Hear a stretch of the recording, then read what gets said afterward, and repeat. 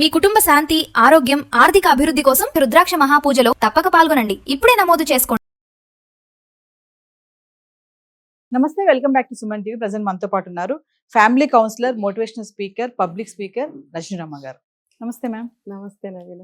Madam, మనం ఈ video చాలాసార్లు మాట్లాడుకున్నాము. అంటే రాత్రి 10:30 తర్వాత కొంతమంది అమ్మాయిలు, అందరి గురించి కాదు, కొంతమంది అమ్మాయిలు ఏంటంటే లిఫ్ట్ అడిగి అబ్బాయిల్ని అలాంటి కార్యక్రమాలు చేయడానికి, అంటే ఇదంతా కూడా డబ్బుల కోసమేనా? నేను ఒకసారి కుక్కట్పల్లిలో నేనే చూశాను. కుక్కట్పల్లి కొంచెం మార్కెట్కి వెళ్ళినప్పుడు ఆల్మోస్ట్ 9:30 అయిన టైము. కొంచెం యంగ్స్టర్స్ అమ్మాయిలే మాస్కులు పెట్టుకొని అబ్బాయిల దగ్గరికి వెళ్ళి, అబ్బాయిలే కాదు పెద్ద పెద్ద వాళ్ళ దగ్గరికి కూడా వెళ్ళి మాట్లాడడము. అంటే ఇదంతా కూడా డబ్బుల కోసమే చేస్తున్నారా? ఇంకా గట్టిగా చెప్పాలంటే ఒళ్ళు అమ్ముకొని సంపాదించుకుంటున్నారా అని అంటే సిటీలో ఇలాంటి కార్యక్రమాలు బాగా జరుగుతున్నాయి. బాగా తయారైపోయారు. మన చదువుల కోసం వచ్చిన వాళ్ళు కానీ, వాళ్ళకి సరిగ్గా డబ్బులు రాక, శాలరీ రాకో, మరి లగ్జరీ లైఫ్ కోసమో, అంటే ఒక్కసారి వాళ్ళ గురించి మనం మాట్లాడుకుంటే, అంటే ఒళ్ళు అమ్ముకుంటూ సంపాదించుకుంటున్నారా అని అంటే అది అలాగే తయారయ్యారు ఎక్కడ పడితే అక్కడ. ఇది మనకు ఈ కల్చర్ చాలా సంవత్సరాల నుంచి ఉంది. ఇది అక్కడ ఇందిరా పార్క్ దగ్గర, సంజీవయ్య పార్క్ దగ్గర వరుసగా నుంచి ఉంటారు టీనేజ్ పిల్లల దగ్గర నుంచి. నాకు అసలు అర్థమయ్యేది కాదు. వెళ్ళి మళ్ళాగా వచ్చిన వాళ్ళేమోలే పార్క్కి సరదాగా అనుకునేదాన్ని. తర్వాత తెలిసింది, అరే వీళ్ళు చిన్న చిన్న పిల్లలు ఇలా ఎందుకు అయిపోతున్నారు, చదువుకోరా అని. అంటే మనం లోతుకెళ్ళి ఎప్పుడు మాట్లాడలేదు అప్పట్లో. ఏంటనంటే ఇల్లు గడవక, ఇంట్లో పేరెంట్స్కి హెల్ప్ చేయటం కోసం ఏదో ఒక ఉద్యోగం చేస్తున్నామని చెప్పి డే టైమేనావేనా, డే టైం మార్నింగ్ 10 నుంచి తీసుకుంటే, అంటే 10 o'clockకే పార్కులకి ఎవరు రాకపోవచ్చు, బట్ ఈ అవసరాల కోసం తిరిగే వాళ్ళు ఉంటారు. కాబట్టి అమ్మాయిలు ఆ టైం నుంచి ఎనీ టైం రాత్రి వరకు కనిపిస్తూనే ఉండేవారు. అంటే ఏంటంటే వాళ్ళు ఇంటి అవసరాల కోసం, ఇంటి ఖర్చుల కోసం, వాళ్ళు సంపాదించుకోవడానికి ఇట్లా చదువులు సంజలు మానేసి, తర్వాత ఏదో ఉద్యోగంలో చేరితే వాళ్ళు టైం టు టైం అక్కడ ఉండడము, తక్కువ జీతాలు, ఇట్లా వాళ్ళ ఆలోచనలు, వాళ్ళ అభిప్రాయాలు వాళ్ళకుండి ఇలా సంపాదనలో పడ్డారు. ఇప్పుడు ఏమైందంటే చేస్తే తప్పేంటి, మనకి easy money, extra money, luxuries కోసం.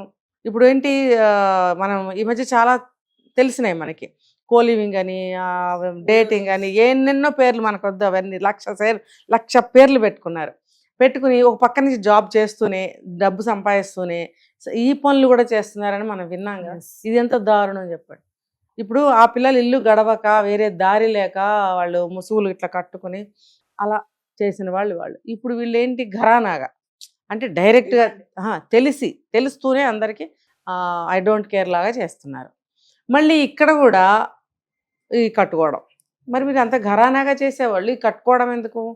మరి మీకు ఏమైనా గడవక అంటే కాదు, extra money, easy money, luxury కోసం, ఎంజాయ్మెంట్ కోసం డబ్బు కావాలి. ఇది మళ్ళీ ఎవరైనా తెలిసిన వాళ్ళు చూస్తే ఇంటి దగ్గర చెప్తారు. మరి ఆ భయం ఉన్నప్పుడు ఈ పని చేయడం ఎందుకు? అక్కడ మీకు పరువు పోకూడదు, అక్కడ మళ్ళీ మీకు మంచి సంప్రదాయమైనట్టు సంబంధాలు రావాలి, పెళ్ళిళ్ళు చేసుకోవాలి. ఇక్కడ వాళ్ళు కోరుకోరా మిమ్మల్ని సాంప్రదాయంగా, మాకు ఒక భార్య రావాలి, ఒక మంచి ఆలోచన, ఒక మంచి పద్ధతి ఉన్న అమ్మాయి రావాలి అని వాళ్ళు కోరుకోరా? మీరు ఇలా భ్రష్టు పట్టిపోయి తర్వాత ఒక మంచి సంబంధం చూసుకుని వెళ్తే వాళ్ళ జీవితాలు ఏం కాను. మామూలుగానే ఒక అమ్మాయికి మ్యారేజ్కి ముందు ఏదైనా అఫైర్ ఉంది, తర్వాత అది వద్దనుకుని పెద్దలు చూసిన పెళ్లి చేసుకుంది, కాపురానికి వచ్చింది, తర్వాత భర్తగా తెలిసింది అంటేనే వాడు తన్ని తరిమేస్తున్నాడు. చాలా సమస్యలు వస్తాయి కదా. ఇక్కడ మరి దీన్ని ఏమనుకోవాలి? వీళ్ళు ఎవరిని మోసం చేస్తున్నారు, ఎవరి జీవితాలు పాడు చేస్తున్నారు? ఇది ఈజీ మనీకి అలవాటు పడిన బాపత ఇదంతా కూడా. డబ్బు డబ్బు డబ్బు. ఇప్పుడు 1,00,000 రూపాయలు ఉంటే చాలదు నవీన, 5 లక్షలు కావాలి. 5 లక్షలు ఉంటే చాలదు, 1 కోటి రూపాయలు కావాలి. ఆ ఆశలు అట్లా పెరిగిపోతున్నాయి. ఏంటంటే ప్రతి అమ్మాయికి, ప్రతి అబ్బాయికి ఒక కారు కావాలి. వాళ్ళు 5 స్టార్ హోటల్కో, పబ్కో వెళ్ళాలి, 4గురిని వేసుకుని వెళ్ళాలి. పెళ్ళి ఇప్పుడప్పుడే చేసుకోవద్దు, ఇంటికి కాస్త డబ్బు అలా పంపిస్తూ ఉండాలి. అమ్మో మా అమ్మాయి అక్కడ ఏదో చేసేస్తుంది, బోల్డ్ డబ్బు సంపాదిస్తుంది, మాకు పంపిస్తుంది అని వాళ్ళు అక్కడ చెప్పుకోవడం. వాళ్ళేమో మంచి సంబంధాలు వెతకే దాంట్లో పడటము. ఇక్కడ వీళ్ళన్నీ కానిచ్చుకుని అప్పుడు వెళ్ళి ఆ పెళ్లి చేసుకుంటే అక్కడ ఆ పెళ్లిలో కూడా వాళ్ళు నిలబడలేకపోతున్నారు. చూస్తున్నాం కదా రోజు. ఏదో ఒక గొడవ అయ్యి ఎందుకు విడిపోతున్నారు, ఎందుకు అసలు గొడవలు పడుతున్నారు అని అంటే ఇలాంటివేవో ఉంటాయి, గొడవలు పడుతూ ఉంటారు. ఇది రకరకాలు అన్నమాట. ఏముంది, అబ్బాయిల్ని పటాయించేది డబ్బులు ఏదో ఒక విధంగా. అబ్బాయిలు మరి పాడైపోలేదా? అబ్బాయిలు ఎందుకు పాడైపోతున్నారు? మరి వాళ్ళ కంట్రోల్లో వాళ్ళు ఎందుకు ఉండట్లేదు? వాళ్ళకి కూడా ఒక మర్యాద అనేది ఉండాలి కదా. ఇది మనం గతంలో ఒక వీడియో చేసాం మేడం, మీకు గుర్తుందో లేదో. అవుట్స్కట్స్ లో లిఫ్ట్ అని అడిగేసి వాళ్ళని పక్కకి తీసుకెళ్ళిపోయి వాళ్ళని బ్లాక్ మెయిల్ చేయడము, అయితే ఇప్పుడు ఏంటంటే సిటీస్లోనే మామూలుగా మనం తిరుగుతున్నటువంటి ఏరియాస్లోనే కనబడుతున్నారు. కొంచెం మీరు గమనించారో లేదో 9:30 10 గంటలకు ఎప్పుడైనా చూడండి, అక్కడక్కడ నిలబడి ఉంటారు కొంతమంది. అంటే అప్పట్లో మనకు తెలిసేది కాదు, ఏంటో అనుకునే వాళ్ళం. కానీ అసలు మీరు అన్నట్టుగానే ఇంతకుముందు అంటే వేరే, ఇప్పుడు ఏంటంటే భయపడట్లేదు.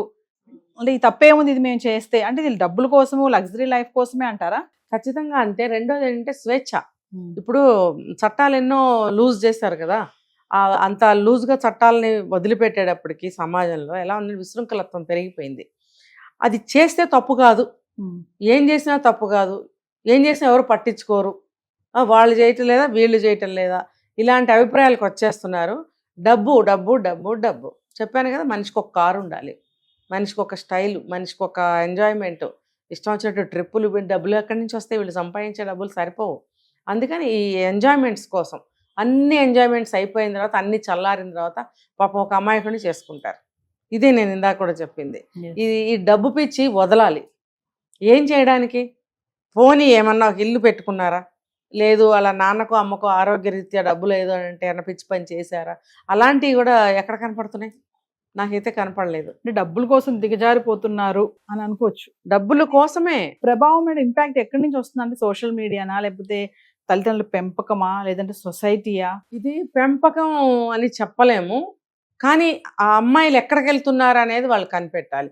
ఇప్పుడు ఈవినింగ్ టైమ్స్ అనుకో, నైట్ టైమ్స్ అనుకో, ఇంట్లో వాళ్ళకి తెలుస్తుంది ఆడపిల్ల ఇంట్లో ఉండాలి, అమ్మాయినా అబ్బాయినా ఆ టైంకి ఇంట్లో వచ్చి ఉంటారు.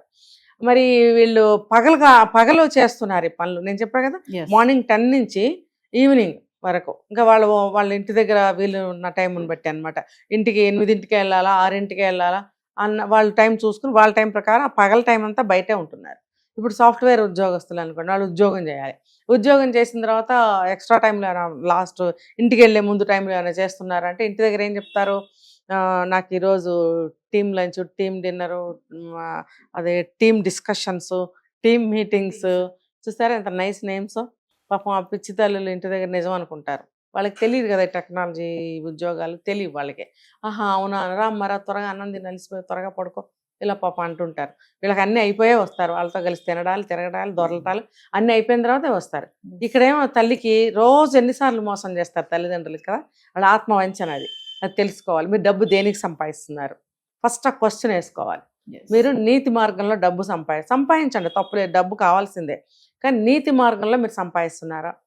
నువ్వు ఒక ₹1,00,00,000 జమ చేసుకున్నావు అనుకుందాము, నువ్వు ఎలా సంపాదించావు అంటే నీ ఆత్మకి చెప్పుకోగలవా నువ్వు ఎలా సంపాదించావు?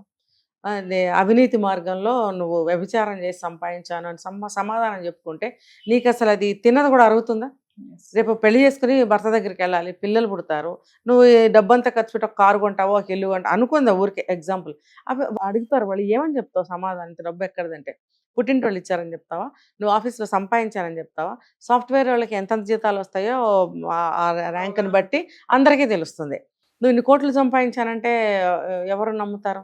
కాబట్టి ఆత్మకి చెప్పుకోవాలి. మనస్సాక్షి దేనికైనా కోర్టు, ఆ కోర్టులో మనకి మనసే సాక్షి, అక్కడ చెప్పుకోవాలి ఏదైనా కూడా. నువ్వు ఎలా సంపాదించావంటే నువ్వు దగ్గర సమాధానం ఉండదు. నువ్వు బ్లఫ్ చేస్తావేమో ఆ సమయానికి, కానీ తర్వాత నీకు నిద్ర పట్టదే. నీకు మనసు అంటూ ఉంటే నీకు నిద్ర పట్టదు. కాబట్టి మనసుకి చెప్పుకోవాలి. రూపాయి సంపాదించినా మన నీతి మార్గంలో సంపాదించే గుండె మీద చేసుకుని హాయిగా నిద్రపోవచ్చు. Thank you.